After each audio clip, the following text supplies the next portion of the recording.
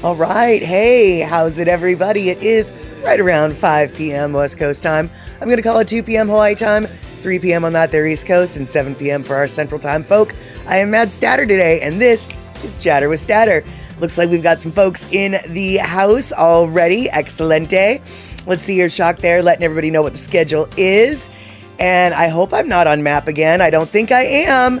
I think I was just a little bit late starting. Sorry about that, you guys. Let's see here. We've got Terry in Scotland rating in with a couple of viewers. That would be Thomas the Turtle. I'm thinking coming in with Terry. Could be wrong, but I'm going to guess not.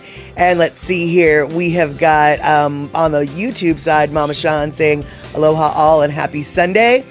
And we've got Mama Sean, Thomas the Turtle, Terry in Scotland, Rick subscribed, tier 1 for 4 years now, 48 months. Oh my God. Thank you so much, Rick, for that re-sub. I'm going to assume that if Rick is in the house, Darlene is somewhere close. Perhaps she's in the house. Perhaps she's in the garden. Perhaps she's on the telephone. Perhaps she's living her best life. And I hope that is the case. All right, so let's see here. All right, so since everybody who's probably anybody is going to be showing up here, why don't we get the party started, shall we? Let's do it. Let's do it.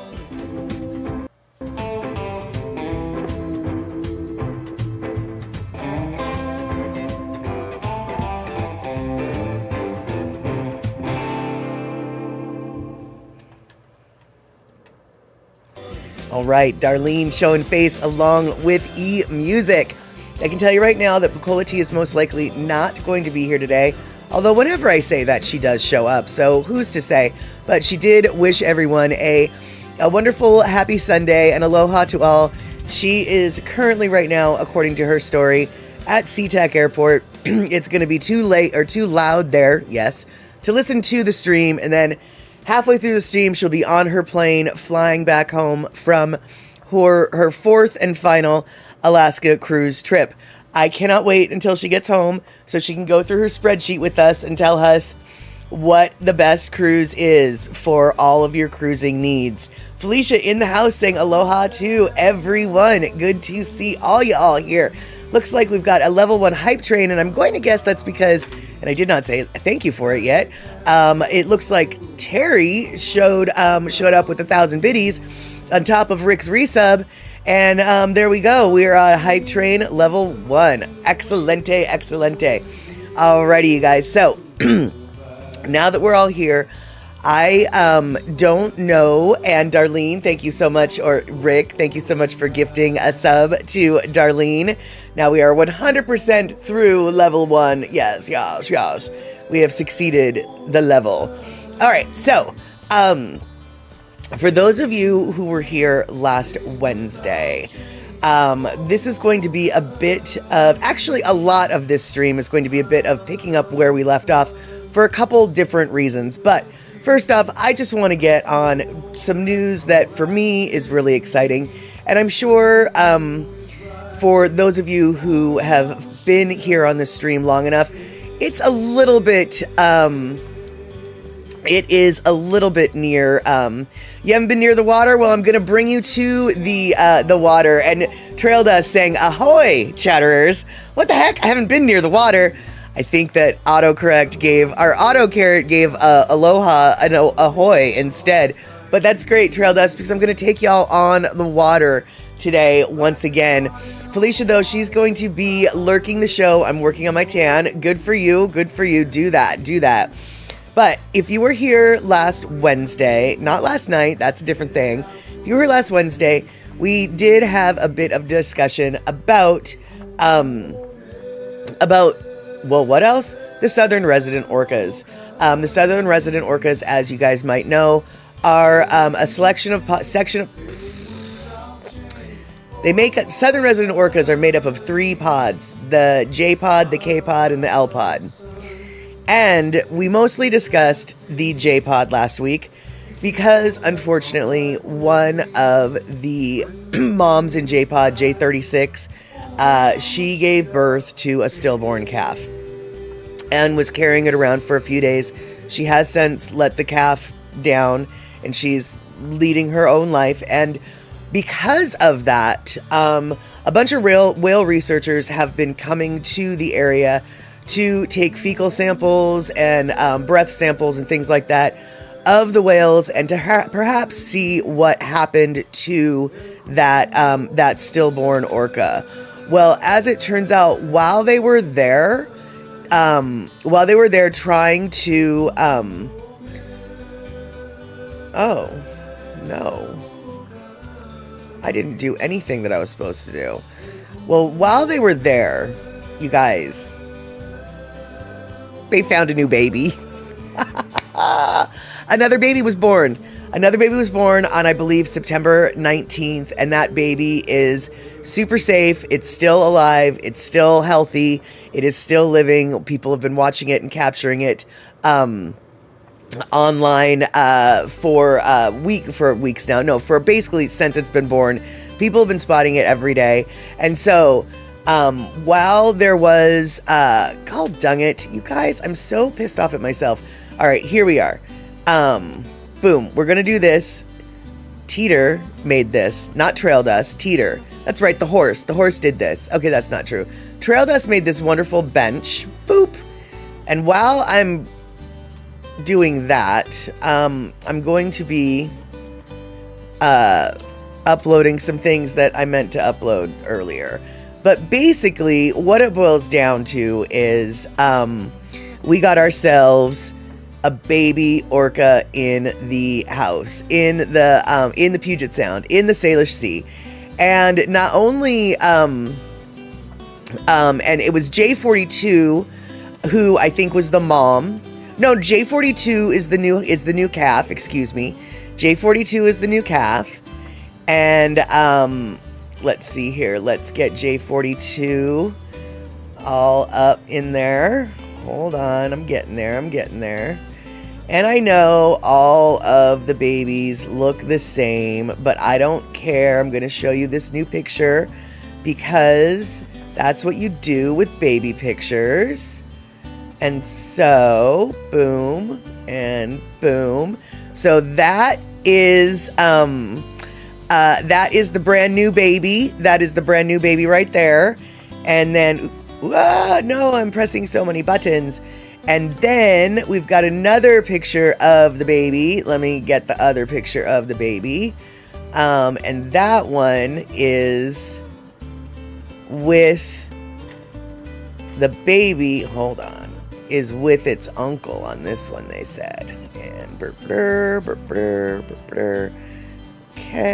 boop-a-doo. And there we go. And so that is the little baby with its uncle and its mommy. And so, so we have a brand new little baby, I think 42. But beyond that, you guys, we actually have an incredible story beyond the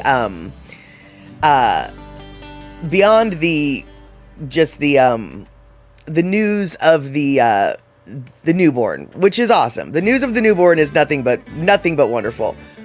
But what's even more incredible is, if you remember last week, we showed you a video that talked about Ocean Sun, and I think she was from the K-Pod, and Ocean Sun was a 97-year-old orca. And just this year, the pod that she is in went to a place called Penn Cove. And back in the 1970, Penn Cove is where a massive capture of orcas had taken place. And this was the first time that pod had ever been back to where that capture had taken place. Ocean Sun's daughter Lolita was one of the captured orcas that had been taken down to Miami. And she stayed there until she passed in the last year or so. So, anyway, she brought them back to Penn Cove, and somehow it was very clear to the whale watchers that witnessed this event this year that the whales knew something tragic had happened at that area.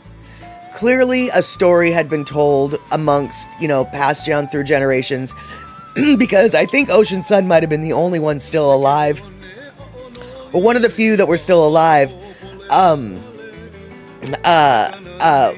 Were very few of them that were alive when the capture happened were still alive.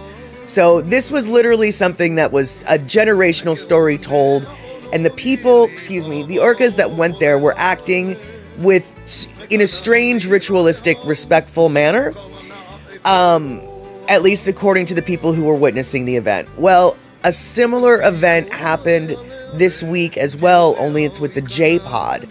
The J-Pod, they have historically but for the last 50 or so years, they haven't ever gone south of the Tacoma Narrows Bridge, because back between 1965 and 1972, at least 8 whales were taken into captivity from captures in Carr Inlet, and other places by Vaughan in the South Puget Sound, Vaughan Inlet and Vaughan Bay and Carr Inlet in particular.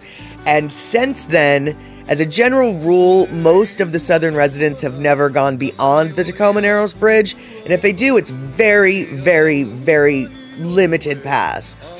Well, this week the J-Pod actually was oh god dang it, I didn't even get this either. All right, the J-Pod actually was witnessed going not only south of the Tacoma Narrows Bridge, but back to those bays where those captures took place. And this is a monumental moment for the whale watching community, because it's not something, like we said, have been really done in the last 50 or so years. So the pods now are slowly getting back into their traditional range, because prior to that, they spent plenty of time in the South Puget Sound. There's no reason why they wouldn't have, right? There was plenty of salmon there then. There is getting to be plenty more salmon there now. But, god dang it, let's see here. We're going to go back to the beautiful whale bench, and then we're going to go to that, and I'm gonna, you guys, oh shoot, here we go. Hold on. Whale bench. No. Things are hard here. Let's do this. This is a professional. This is a professional production that you're witnessing right now. Yeah, so professionals at work. Hold up. Professionals at work right now. Professional working. So, boom. Here we go. Good Lord. It's getting there. Professionals at work.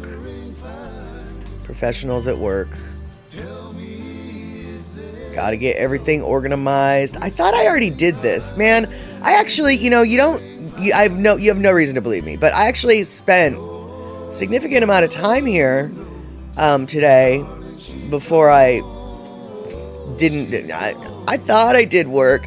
I know, where's Nani Aloha? Right, exactly. Anyway, boop, here we go. You absolutely, things are hard here. Exactly, Trail Dust. But you can't, it's been a little bit, okay? It's been a minute since we've had a map. So I had to make a map, y'all. I had to make a map. So, to give you an idea of what we're talking about here, Seattle is in the upper part of this map, and that blue piece of water just west of Seattle, that's the Puget Sound, otherwise known as Salish Sea, part of the Salish Sea. But if you go south, you see that little red line across the blue water? That is the Tacoma Narrows Bridge. And traditionally speaking, the whales never went beyond there. But as you can see, there's a significant amount of water beyond there.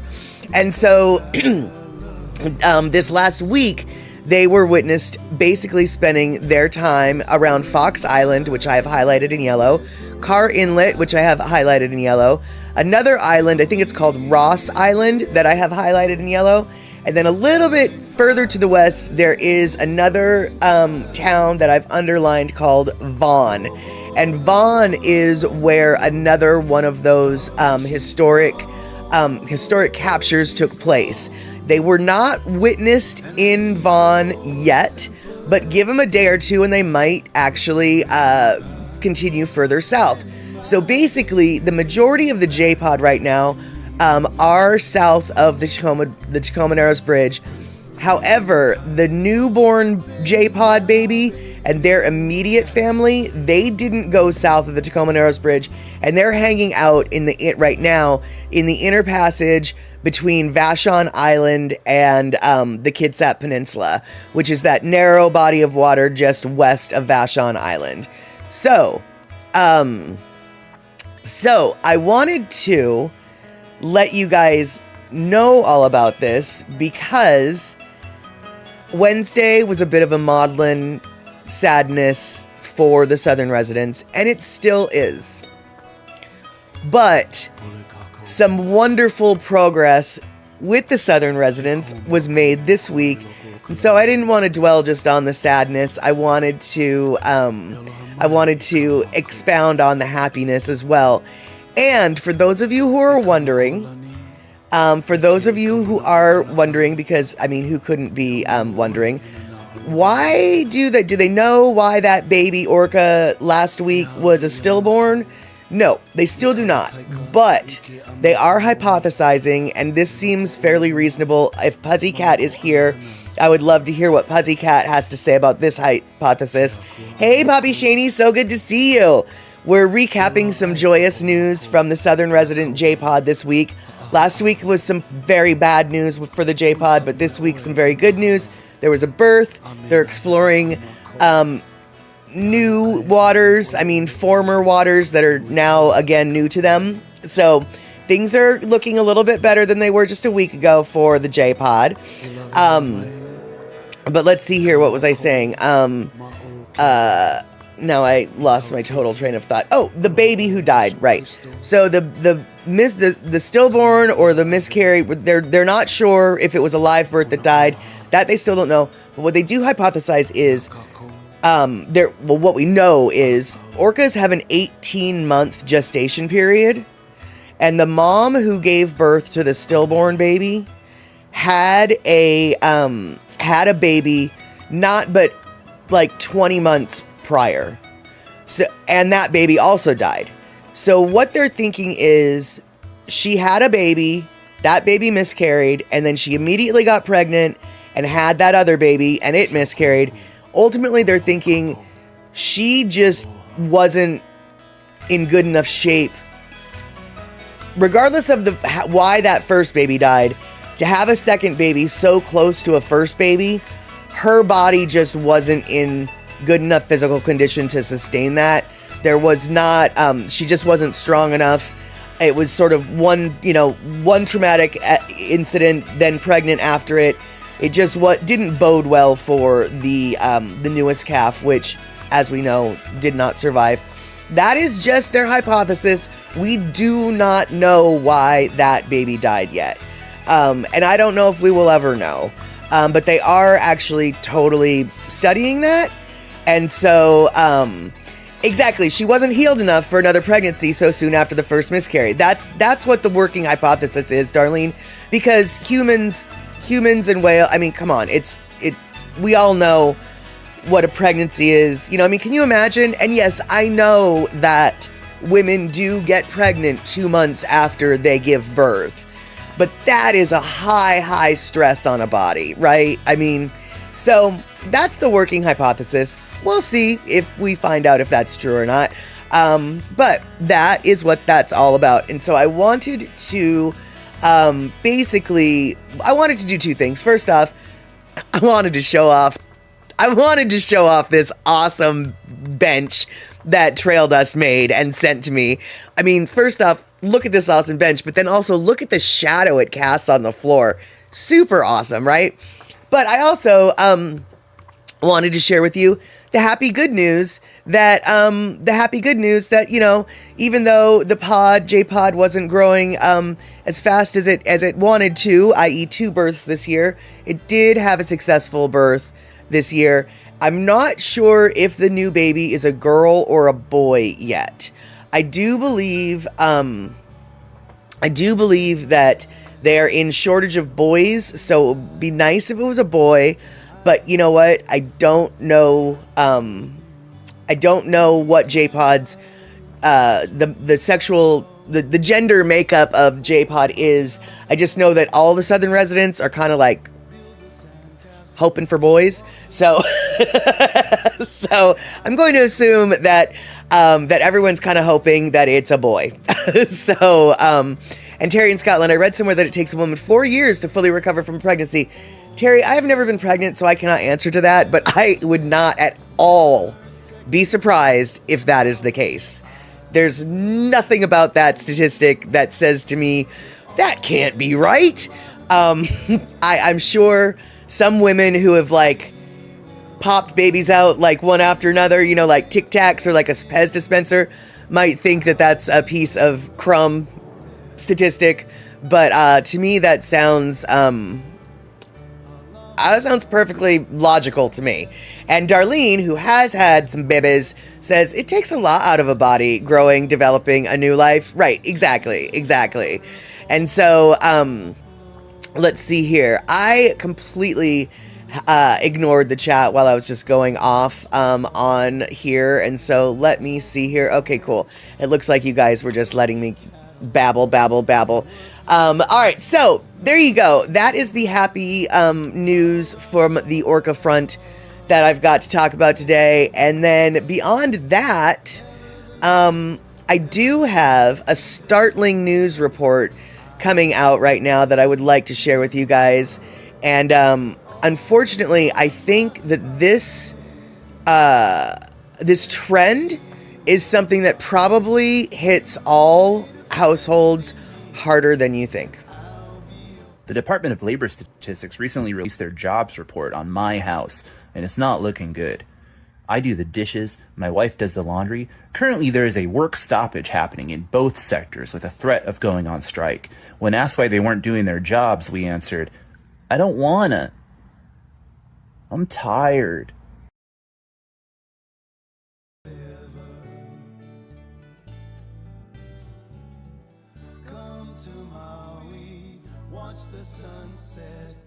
Startling report from comedian Scott Lawsey. If you don't know who Scott Lawsey is, you should follow him on Facebook. He's a local comedian, and I hope I'm not muted now. So, yeah, that jobs report was just brutal, dude. I mean, work stoppages, threats of strikes. It's just awful, isn't it? And let's see. I don't look like I'm muted anymore. Am I still muted, y'all? Or I feel like I'm not, but am I? I hope I'm not. So, I just thought I'd share that cute little skit from Scott Lawsey. He, put it out last night on Facebook, and it made me giggle because I relate to it way too much. And there you have it. So, after that horrible jobs report, let's see, what else do we have? Well, we've got some other things, but I'm just curious, what, do you have any work stoppages at your house, you guys? Anything right now that you just don't want to do? Anything you're like, I don't feel like it? For me right now, for me always, but really right now, because it needs to be done, it's my vacuuming. I don't feel like it. It's a strike. I'm on strike. I'm not gonna vacuum. That's right. What about you guys? Oh, hey, Poppy Shaney, thank you so much for gifting that gift sub. No wonder everyone's talking about how wonderful you are, Poppy Shaney. And I'm guessing that Poppy Shaney, he probably isn't on strike for vacuuming, or no, dust mopping, because all he has to do is he has to rub his little Cooper dog across the floor to dust mop. Because I don't know if you guys know Poppy Shaney. If I had a picture of him, I would. But Poppy Shaney's dog, he looks just like a little dust mop, only he's cuter. He's softer and fluffier, and his name's Cooper. Yep, there you have it. Okay, so let's see here. What are we going to talk about? Ooh, I know what we're going to talk about. Do you guys know where the biggest... Oh, hey, Terry in Scotland. Thank you so much for... gift subbing Jessica Falls. And let's see here. Darlene, I have more apples to process, but get tired from all the apple processing yesterday. So, hey, Darlene, when you process your apples, I'm going to assume that you peel them. How do you peel them? Do you stick them on a drill and then, like, have the drill spin them while you just, like, hold the peeler? Or do you peel them by hand? Or do you have an apple peeler contraption thing? Because I'll tell you what, man. An apple peeler contraption thing is sort of like an extraneous tool that doesn't seem that important until you need that tool, and that it is like the most important tool in your kitchen, because peeling apples is so tedious and takes so long when it doesn't really have to. And do you know what I'm talking about? Hey, Sue Honda, good to see you. I'm glad you're here because I've got a video from you. We're going to be talking about that in a little bit. Oh, you do it all by hand. You don't have an apple peeler contraption thingy, but would love one about now. Exactly, Darlene. That's what I'm talking about. Is those, it's like, until you need it, you don't think you need it. And then when you really need it, it's like, yeah, that's worth the extra cupboard space. Yeah, that's worth a drawer. Yeah, that's worth it. And let's see here. No apples today, says Rick, but we went to Madison to watch 3 grandkids play in a volleyball match. All right, there you go. Excellent. And let's see here. Yeah, Terry, mine are Ashes, Dusty, and Leo, but see, Honda's kitty is Taro. So yeah, get that right. And my kitties, by the way, would say meow back, Terry, but they're outside doing their own. They're outside doing their own thing. And let's see here. So, now, Rick, how old are those grandkids that were playing volleyball? Because I don't think of volleyball as like a little kid sport. I think of it as kind of like a junior high and high school sport. Kind of just because you got to be tall enough to do some of the things. But do your grandkids, from the pictures that I've seen, I mean, you don't need to give me their exact real ages, but like they look like they're all under the age of 13, right? How? Okay. Just one was playing and is 11 years old. Okay, so that's right around junior high time. Okay. All right. Have you, Rick, by any chance shown her any videos of Tyla Reese Monet, James's daughter? Because, if you are a volleyball player, I can only assume that Tyla is someone that you want to look up to as a kid, because she is so badass, dude. I mean, I know that James is badass, and I should not be surprised that his daughter is equally badass, but I wonder if maybe she's more badass than even her dad. Don't tell James I said that. We're going to keep that a secret. And so is Harriet, the number 3 grandchild, and yes to all the grandkids are ages 12 to 7 years. Okay. And so she was at least the age for the proper volleying of the volleying. Got it. Okay, so, all right, so now, next question, you guys, but I have to find it because I can't find it. Okay, here we go. And I mentioned Tyla Monet to their mother, but YouTube is frowned on in that house. Fair enough, Rick. You know, I can't argue with that logic. But maybe if you pulled it up onto your phone, you could sneak peek a little bit. But actually, I totally can respect why that rule is in place. I can totally respect why that rule is in place. Yeah. All right, so completely different subject, you guys. I'm asking you, where do you think the largest time capsule in the world is located? You can do that? You can do it, get away with it. Very, very, very different topic. Very different topic.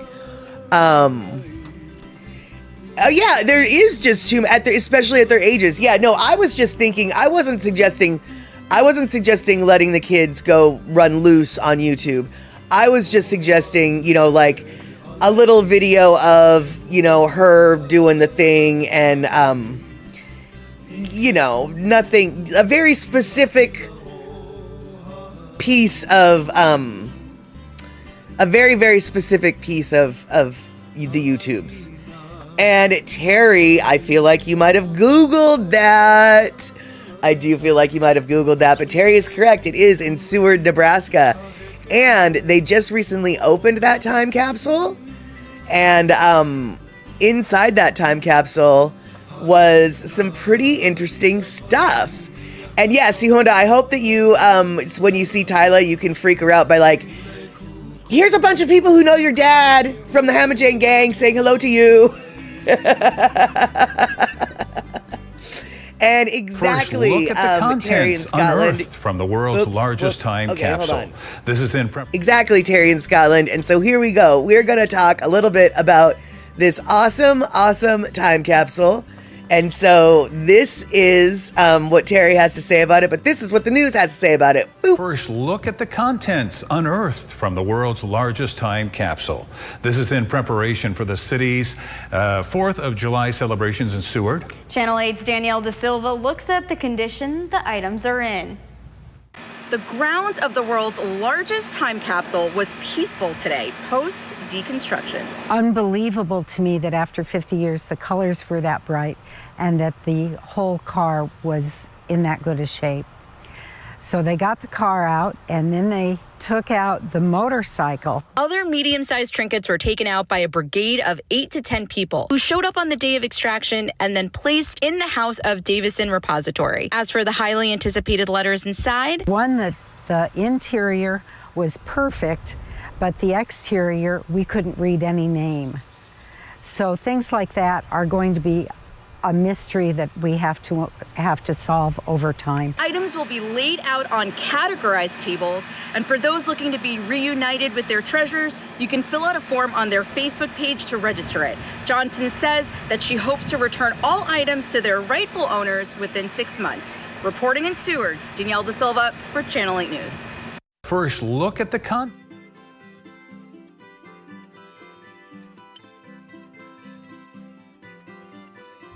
So this is a little bit more of a close-up of what the deals was. And as you can see, there was some rust on that Chevy Vega because Chevy Vega was known for its corrosion problems. So even though it was wrapped in plastic and in an enclosed space for 50 some odd years, it actually did manage to corrode even in under those circumstances. So it's not that there was no rust, just not very much rust. How can it rust if it goes nowhere? All covered and in storage because a Chevy Vega was just known for its his corrosion problems. Chevy Vegas were just notoriously they rusted on the spot, literally. They say this particular car has 0 miles to it. Now, I'm not so sure that's true because it's got to have like 1 or 2 miles on it because A, how did they drive it off of the factory line? B, how did they get it to the storage company? I just don't understand, but they say it's got, but basically it's a brand new one. It might have, they say 0. I just disagree that that's even possible, but I'm guessing it's, less than 10. So it's as new as it gets. And as far as a 50-year-old car goes, it's probably a 50-year-old car that's in as the best condition of any 50-year-old car before. But yeah, there's definitely some rust on that roof. And so I just thought that was kind of a neat little time capsule situation. And apparently the time capsule was buried, and then a little while later, like in the 80s, they built a pyramid on top of it. So in order to unearth that time capsule, they had to actually dismantle the pyramid and then dig it up and take everything out. So they started that, they wanted everything to be out of the time capsule by the time 2025 came about. So in 2024 is when they started the excavation process, the dismembering of the pyramid and the like. And let's see here. They've, over the years, I'm sure, gotten better with better paint jobs and rust prevention compared to 50 years ago. I would like to think so. And let's see here. And Mitchie Mama coming in, saying, oops, I forgot to change my name. No worries. We all know who you is. And Mitchie Mama saying, Chevy Vega was my first company car. I inherited it from the sales manager who thought it was junk. Yes, and a lot of people in that era absolutely thought it was junk for a couple reasons. First off, it had a corrosion problem. But also, I believe it was one of the first cars that Chevy designed to compete with the foreign market, the Datsuns and the Mazdas and the Toyotas that were coming over. Notice I said Datsuns because that's what they were then. And so it was a smaller car. It was trying to do what the Asian cars were doing, get better gas mileage, et cetera, et cetera. And so it was Chevy's first attempt at it. And during that era, American car lovers weren't necessarily enamored with foreign cars that were coming over. And so a lot of Chevy people sort of disregarded the Vega as not what Chevy's supposed to be doing. And then also it was, it just rusted on the spot.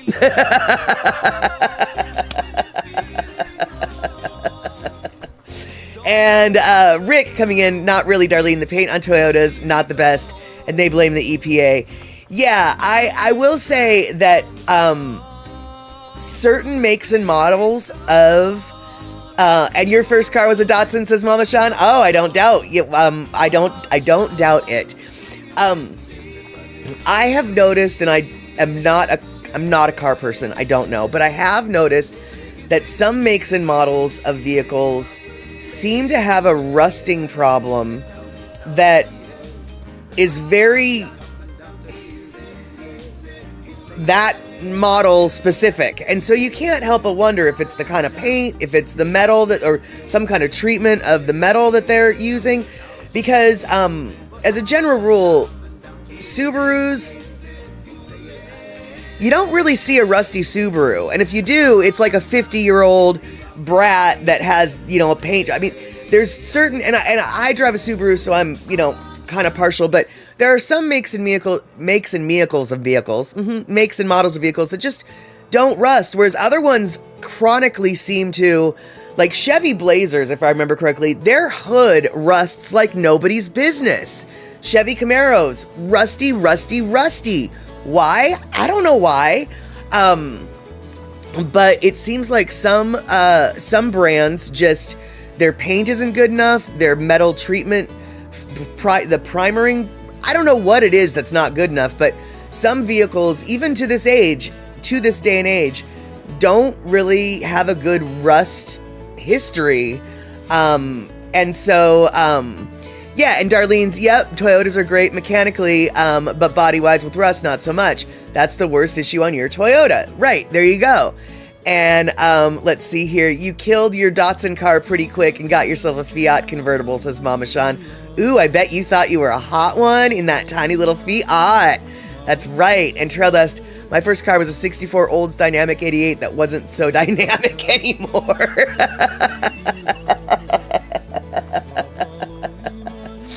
And let's see here. They claim that they had to remove the VOCs from the paint and it made the paint soft. Well, okay, right. And Rick, by the way, I already know that you and I are sort of singing the same tune, but it's like, okay, Toyota, but if that's the case, then why doesn't all these other brands of cars have the same problem you've got? Sounds like it's a your paint problem, not the Department of Ecology's kind of problem, right? Right? And let's see here. Right, my 22-year-old Toyota Senna has paint coming off like crazy, but no rust. I'm thinking of painting. Yeah, you probably should before it starts to rust, Missy Mama, because frankly, for a second I thought it was Mama Sean that I missed that it was you that wrote it, or my eye saw Mama Sean instead of Mitchie Mama. And it didn't surprise me that Mama Sean wasn't getting a whole lot of rust because she lives in Arizona where there's not a lot of salt air or humidity in the air. You, however, Mitchie Mama, I think you already know what I'm about to say. You live somewhere with salt water in the air and high humidity. I feel as though you just might want to get that there paint job before the rust hits. Yeah, my parents always considered rust to be car cancer, and you had to nip it in the bud, otherwise it will just take over. And speaking of nipping things in the bud, I need to nip this in the bud, otherwise my babble is just going to take over, because, as Trail Dust points out, it's time for a Lono break. That's right, let's do it. Okay, some of my childhood raised here on Molokai at Pu'uohoku Ranch. 14,000 acres, 7,200 head of Charolais brand cattle from Canada.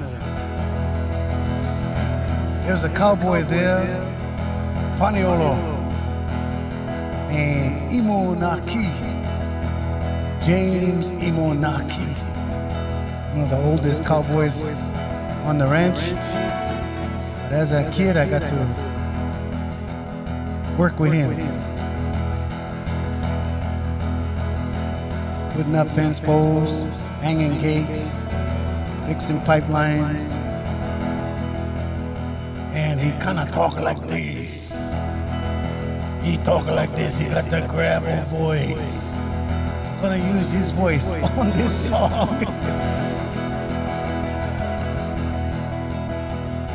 Ana Paula. Let's go, gang.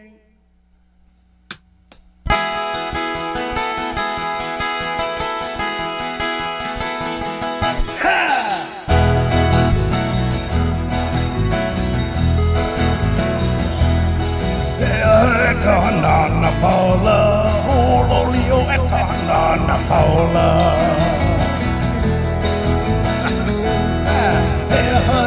Ana Paula, Ololio, Ana Paula.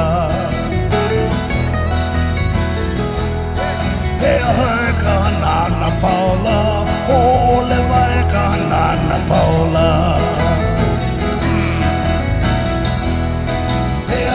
Ana Paula, oh, oleva Ana Paula.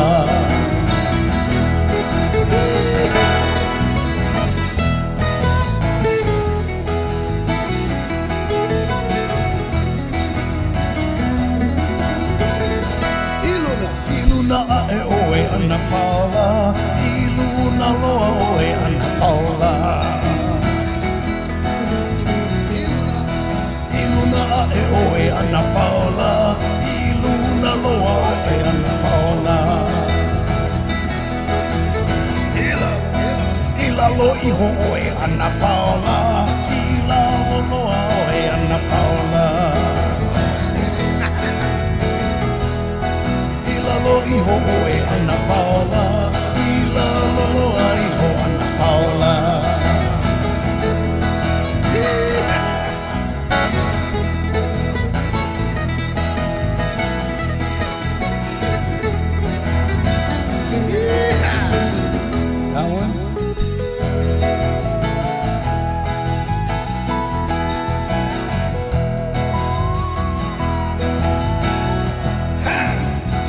Kalole Ana Paula, esa rica e kalole Ana Paula. E kalole Ana Paula, esa rica e kalole Ana Paula. Aina kumai Ana Paula, Ana Paula kaleva Ana Paula.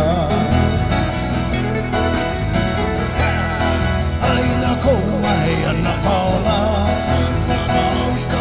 Ana Paula.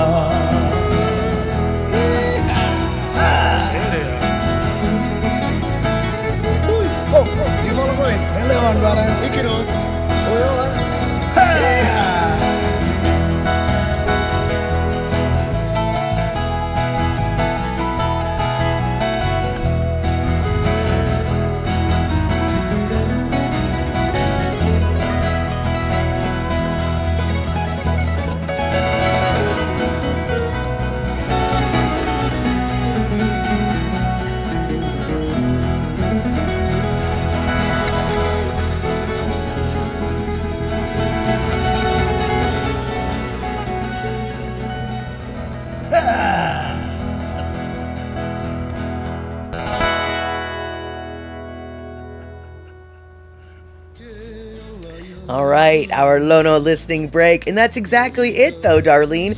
When you're driving a car that, is worth 2 cents, it's just like, look, man, what have I got to lose? You're the one in your Tesla.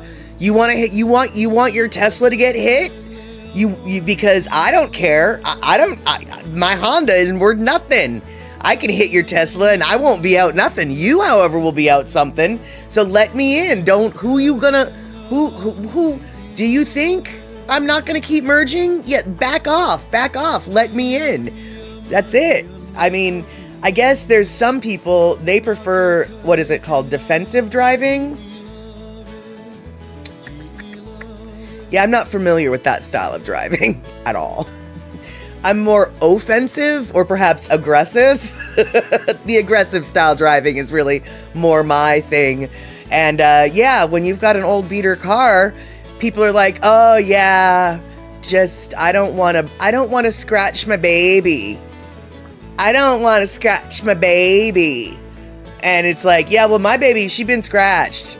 She's going to be scratched again as well. Bumpers, they be for bumping.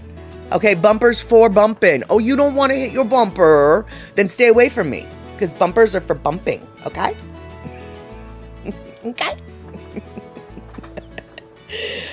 Yeah. And, by the way, I live by bumpers are for bumping. Because I got rear-ended not too long ago. Maybe 6 months ago. He was in a Mustang. I was in a Subaru. His front bumper hit my back bumper. His front license plate got a little crinkly. My back bumper had a little indent from the screw on his license plate. Other than that, it was all good. Carry on. We're not calling the cops. We're not getting insurance involved. You're hurt, or you're not hurt. I'm not hurt. Bumpers are for bumping, and they wouldn't go bump. Everything's fine now. I would put my foot down if I spotted a Tesla.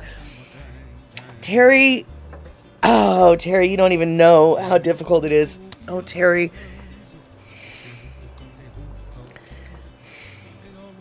I have to drive by a Tesla repair shop on my way to work every day.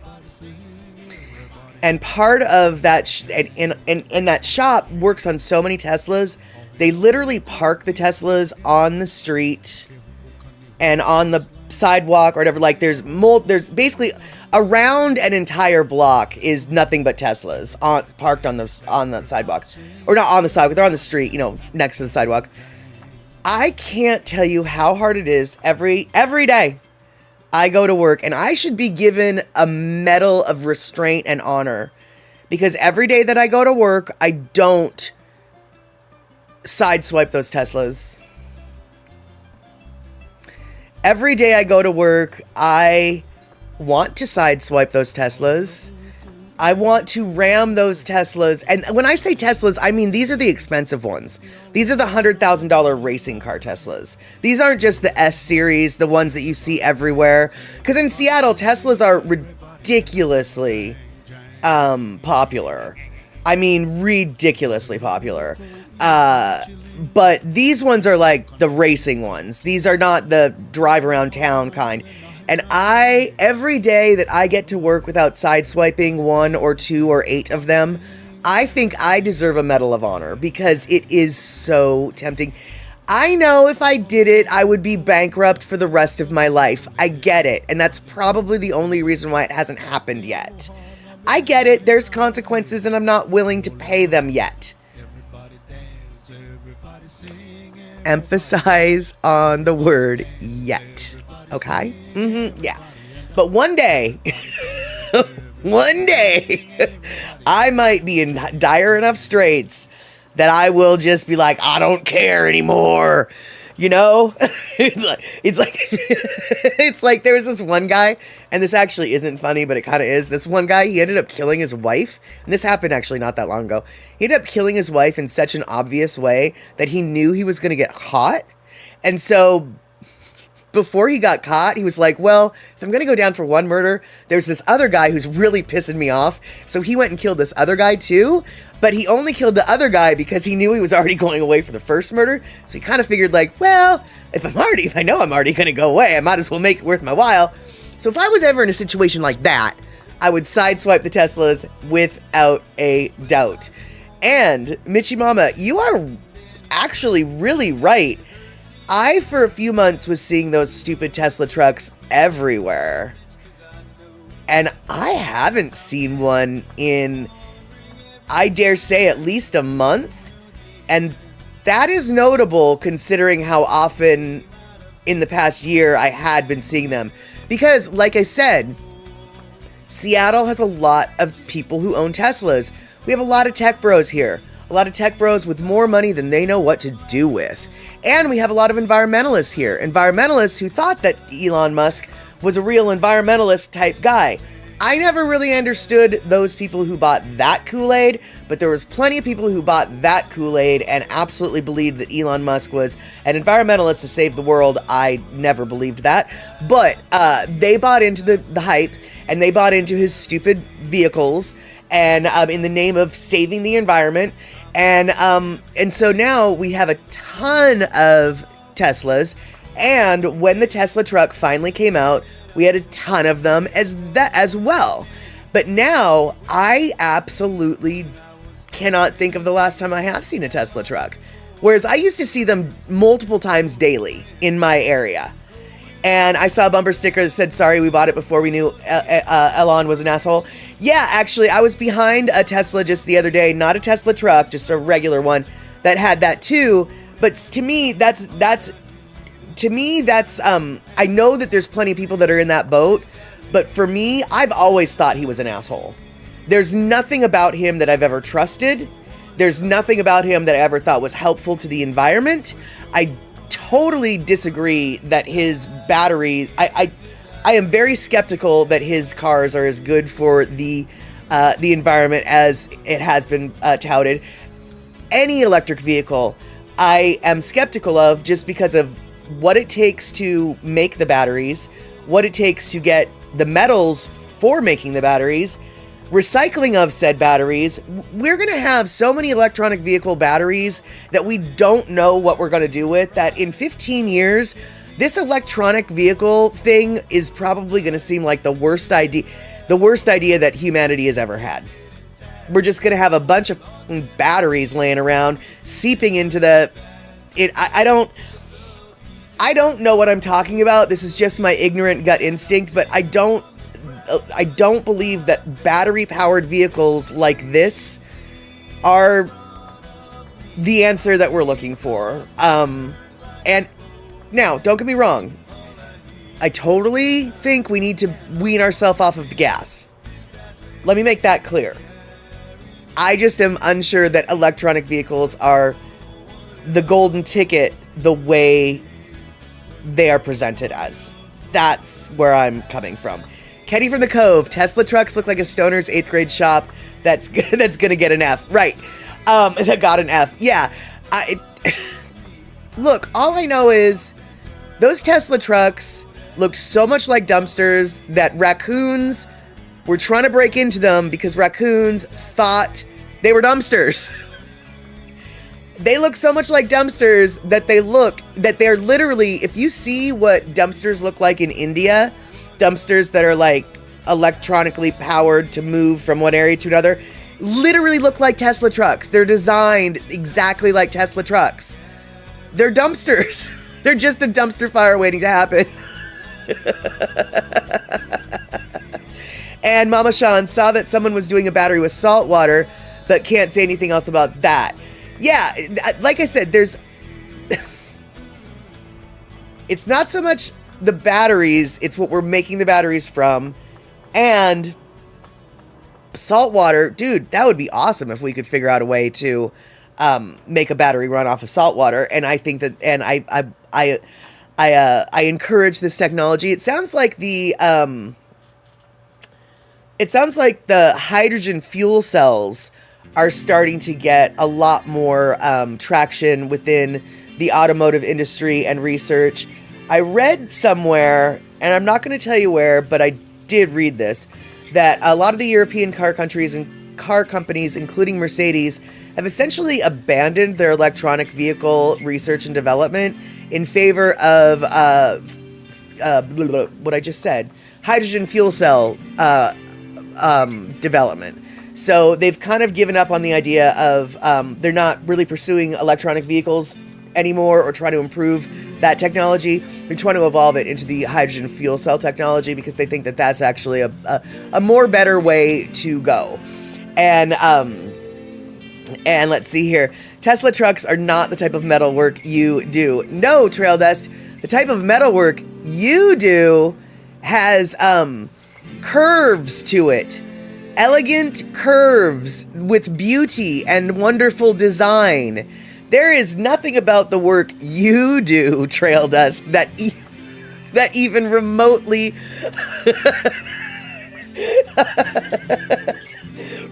looks like anything Tesla has come out with. Not resembling it at all. And Dr. Steve has always said hydrogen. I don't know enough to know if Dr. Steve is right, but my gut instinct tells me, duh, listen to Dr. Steve, y'all. So, you know, and by the way, Kenny, good to see you here. I didn't really say hello, although I did acknowledge you, but I didn't really say hello. So it's so good. I'm glad that you're here. And let's see here. Terry in Scotland says there was a Norwegian dude who said it would cost him $11,000 to replace the battery in his Tesla, so he blew it up for a YouTube video. Exactly. One of my friends.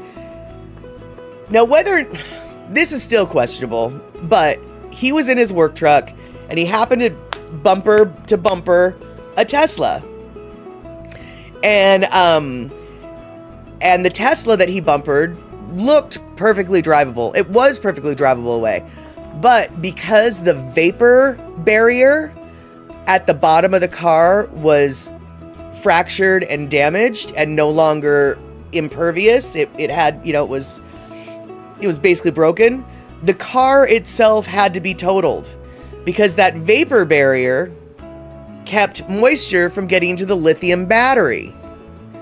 Now, let me explain to you about the Pacific Northwest. We have rain up here, and rain sometimes gets on the ground and on the road. And then when you drive on the road that's wet, your tires fling up water to the undercarriage of your car, right? Right. So in a Tesla, apparently if the vapor barrier at the undercarriage of the car even has one hairline fracture in it, your car might explode. And your vapor barrier could get one hairline fracture in it by bumping a bumper, apparently. Now, frankly, we're still suspect that the car really was totaled. We think that the insurance company was just, like, they saw a company van and they wanted to just get the bumper. But if it is indeed true, how is this good technology? Darlene coming in with another even better example. Yeah, then add the snow factor or high humidity levels and then add salt to that equation. Right. So and Rick, exactly. Sensitive equipment comes at a cost, but I don't believe, like, I just don't. I really just don't think that technology is ready for mainstream consumption if it's that expensive and that fragile to use. Right? I mean, duh. And Kenny, I was actually behind a dirty Tesla truck on the way to work last Wednesday. Turns out even filthiness can't make a Tesla truck look worse. No, actually, I would imagine that the filthiness would make it look better because at least then it would look like the dumpster that it is.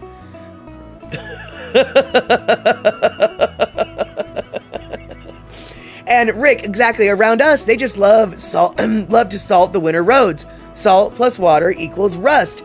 Exactly. Rick, I don't think that's just you. I think the entire East Coast, northern seaboard of the East Coast has that same practice and protocol, which is they salt the roads, and which is why a lot of cars on the East Coast, and I'm assuming the upper Midwest, rust a lot faster than cars on the West Coast. Even if it's cars that are on a beach town in the West Coast and are facing salt water, cars on the West Coast don't necessarily rust nearly as quick as ones on the East Coast because we don't use salt on our roads. Why don't we use salt on our roads? Because we just don't usually get enough snow to bother. Now, we have started using salt on our roads as our winters have gotten worse, but we don't have nearly as much snow or snowing as often as this, that, and the other. And Terry in Scotland, that's what Elon calls rapid unscheduled disassembly. Right, there you have it. And Rick, I hope they don't make a yellow Cybertruck. Why? Because then it...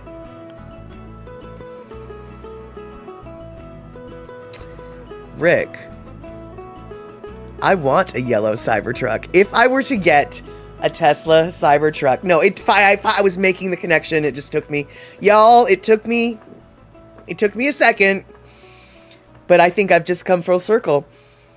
If they make a yellow Tesla Cybertruck, I want one, and I want to personally paint it so it says WOA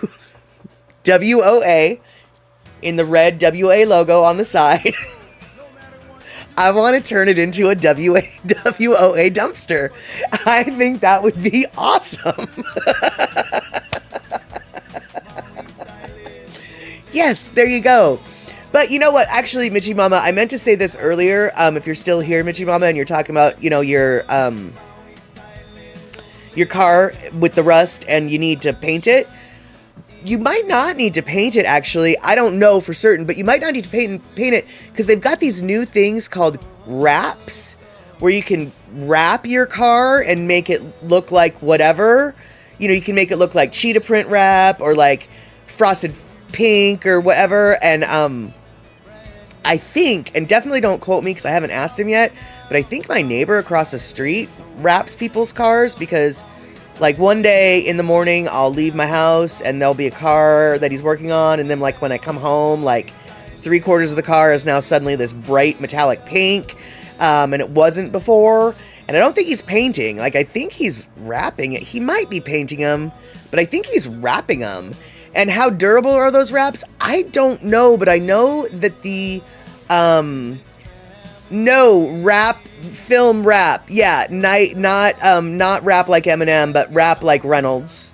And Rick, that's what I'm saying. The wrap might need a solid base with no rust. I don't really know. But I do know that the Left Behind Canine Rescue organization that I fostered dogs with about a decade ago, they got an old beater van that was just ugly and might have actually had rust spots on it, but I don't know. Anyway, they got it wrapped with the Left Behind Canine logo and the whole thing. And I know that a decade later, they're still using that van. The van still looks fine. So at least a decade, I'm guessing. And that's what I was thinking, Mitchie Mama, is maybe you'll just wrap the hood and make it like even a fun color. It's like if you're regular, I don't know if you said it was a Honda or a Toyota. We'll just say it was a Honda. If you're regular, Honda's a blue, maybe make, a statement, orange wrap or a palm tree wrap or whatever. I don't know, whatever. Cause you can make designs. It doesn't have to be one solid color. It can literally be, leopard print if you wanted, which frankly, I think would be kind of awesome. But that's just me. Anyway, yeah, Mitchie Mama, I don't know, obviously, if, a silver Toyota. Well, then, silver Toyota, that you could have so many different colors as an accent color. A bright pink hood, a bright purple hood. Oh my goodness. And Mitchie Mama, no orange. No, orange and silver would not look good together. No, they would not look good together. So we're right, no orange. Probably no yellow either. And a fun color, a print, or a statement design would be very cool. Exactly. Terry in Scotland is suggesting some saran wrap, but I'm not so sure that saran wrap's going to give us the high-end vehicle look that silver Toyota needs. And Kenny from the Cove, my first truck was red and gray, and the red part was a wrap.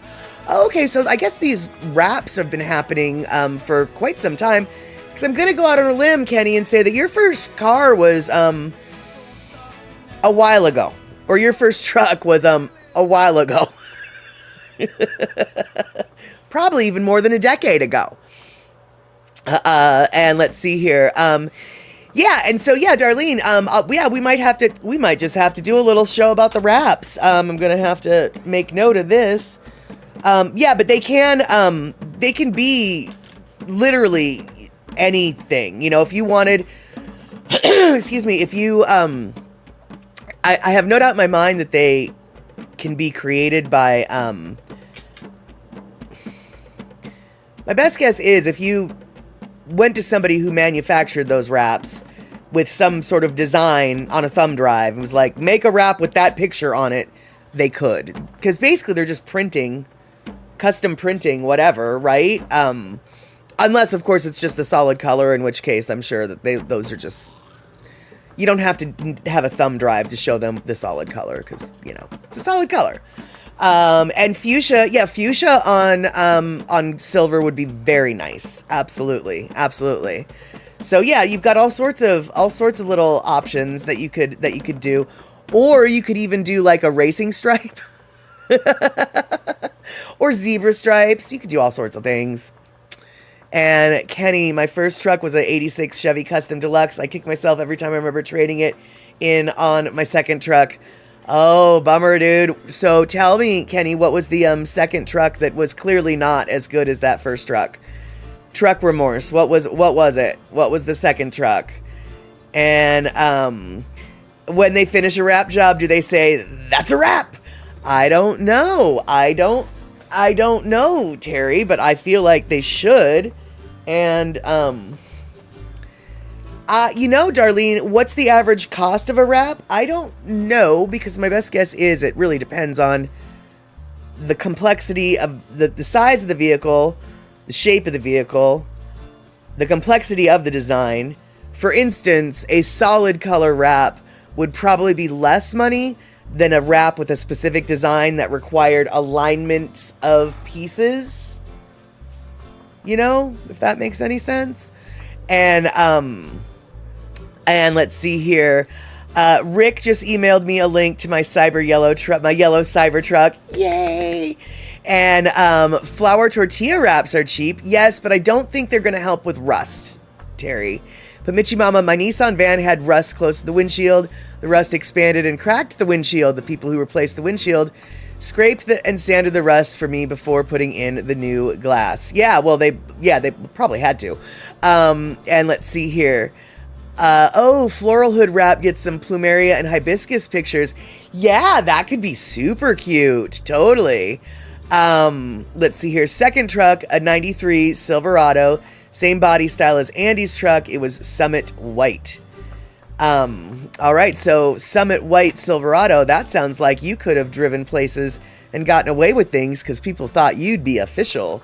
Gotta tell you though, white vans and white trucks, they will get you anywhere. If you've got yourself a hard hat, a clipboard, and a high visibility vest, you can probably go visit the president if you want to.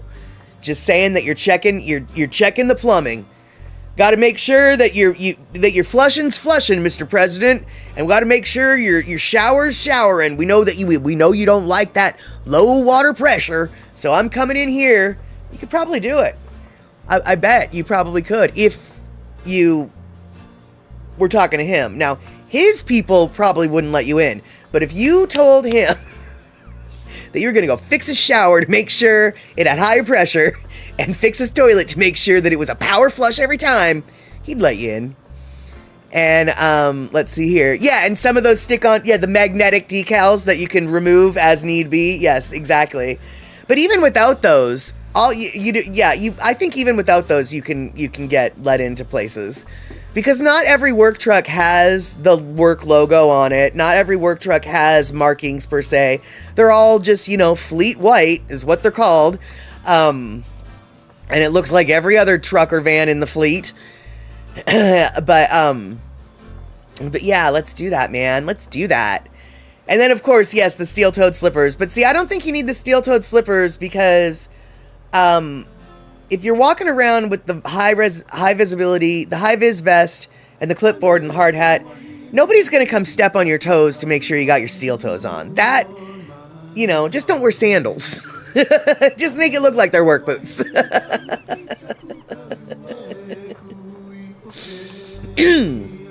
Alrighty, you guys, we've got about 15 minutes left. I am not so sure. Oh, I am so sure what we're going to talk about now. Duh. Okay, I forgot about this. So, one more thing that we're revisiting now. That's right. We already talked about this before, but we're going to talk about it again. Persimmons, y'all. Persimmons. I know, you're like, why are we talking about persimmons again? We already talked about this. That's right. But you have to understand, y'all. You have to understand. Sihonda tried to do it. She did. She tried to do it. And here's a video of Sihonda attempting to tell the weather, predict the winter weather for Southern California. And actually, you know what, Sihonda? This might be the problem. Well, anyway, all right. Let's go watch this Sihonda video where she's trying to predict Southern California weather with persimmon seeds.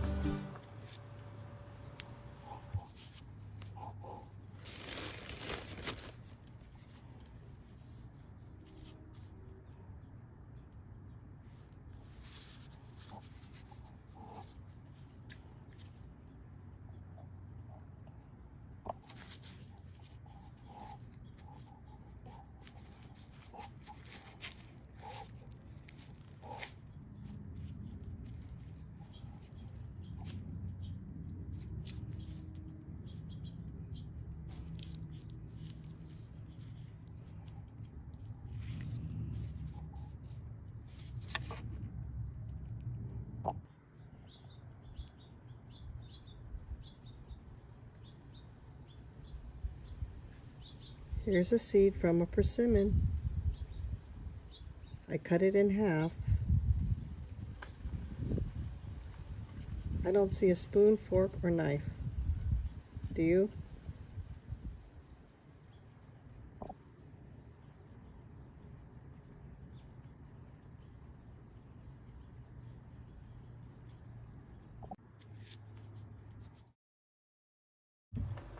So what she was trying to do is slice that seed in half to reveal one of these three shapes. Now, I think we had a couple issues. Now see Honda though, what they say is it's the green persimmon that you're supposed to use, not the ripe one. So you apparently couldn't find a seed in the green one, which is weird because they say that they are there. But what I think I saw was a vague hint of a knife. I think I saw a knife. And Rick definitely saw a knife, the one you used to cut the persimmon. But I think it was a knife, and I think that means Los Angeles is going to have a colder winter than usual. And but these are the ultimate shapes that we are looking for. A fork means I don't even remember what the fork means. The knife means that it's going to be stabbing cold winters. And then the spoon means that it's going to be lots and lots of snow that you got to shovel. And as far as the fork goes, I don't remember. But here's my question, y'all. So this is what they're supposed to look like. What is this? Is that a spoon? I think it's a spoon. Is it a fork? It does have a smidge of a notch and looks kind of like a fork. I don't think it's the knife. But it's either the spoon or maybe the knife. It's not a spork. That's a popsicle. It's more of a spoon, right? Yeah, right. So I wasn't sure. Now, by the way, this one, I just took this picture off the interwebs. I didn't do that. But yeah, so I was just wondering if we all could agree, because it doesn't really look like any of them. To me, it looks more like a fork without the without the notch, but that's what makes it a fork. Looks like a partially melted popsicle. Yes, it does. It does. It does. So yeah, so that that is what that is. But here, let's see here. Hold on.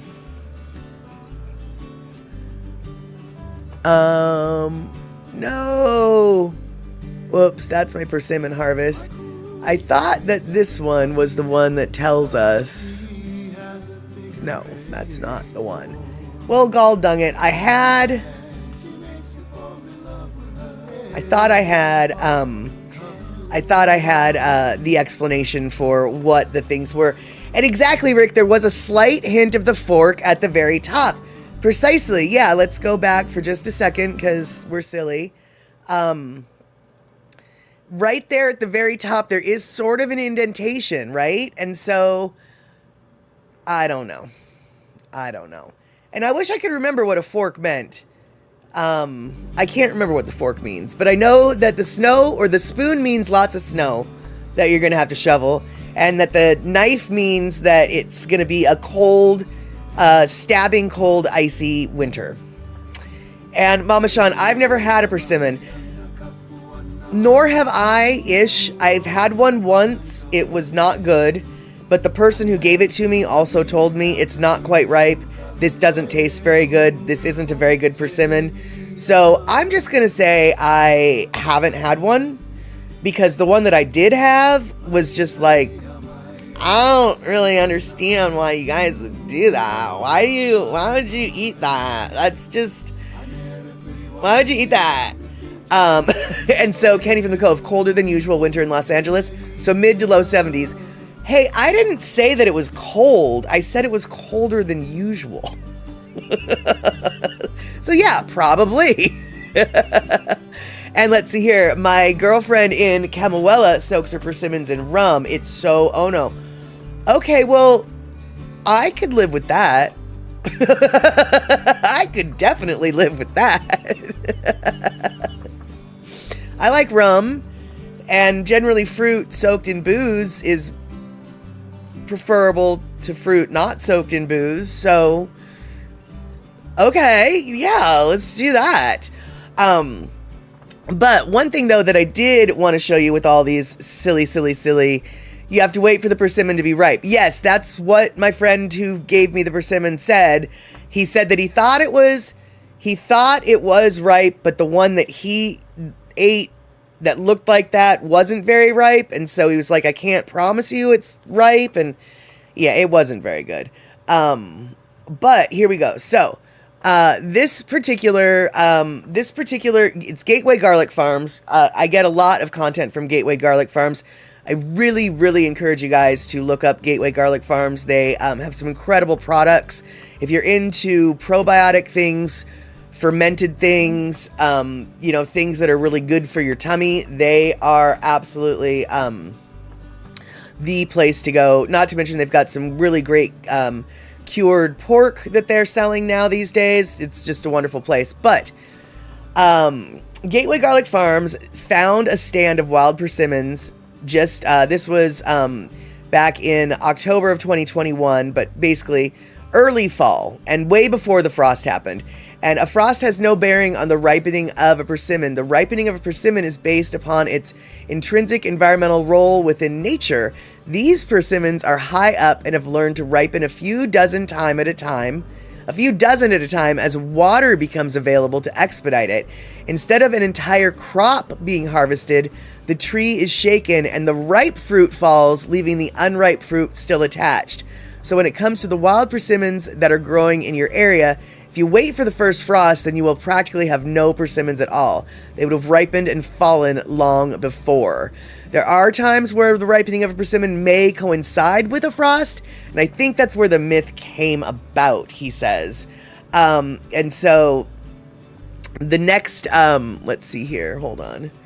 And then another foraging myth busted for waiting for the frost, and I can't read that, so I'm not going to read it for you. There you go. Either way, this particular guy just harvested a bunch of persimmons. this year, or right this last week or so, and it's only September. And he did cut open a few of them, and they're mostly spoons.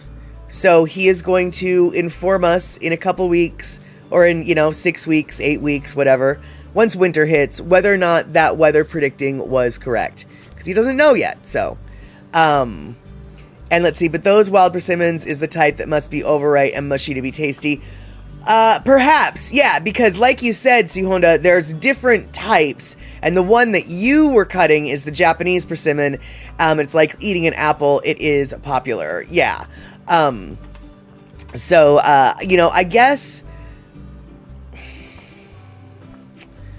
I don't know, y'all. I suppose now that I've spoken of persimmons so much, I feel almost obliged to try one day. So if I see a persimmon in the grocery store, I'll probably try and buy one.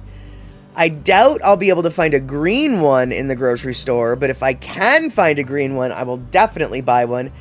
Now, I don't know where those persimmons that I may or may not find in the grocery store will be from, but I do know that that I want to try doing the weather prediction. And I suppose the weather prediction would only be appropriate for where they're from, not necessarily the Seattle area, unless they're from the Seattle area. But still, I want to try it. Now, you guys might notice that I'm doing something here. I'm looking in the camera very muchly, but I'm like doing this, right? You know what I'm trying to do, right? You know what I'm trying to do. Because I've got a kitty, and she wants attention.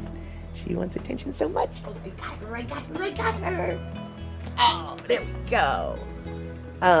Vienna sausage persimmons. I don't know why you would...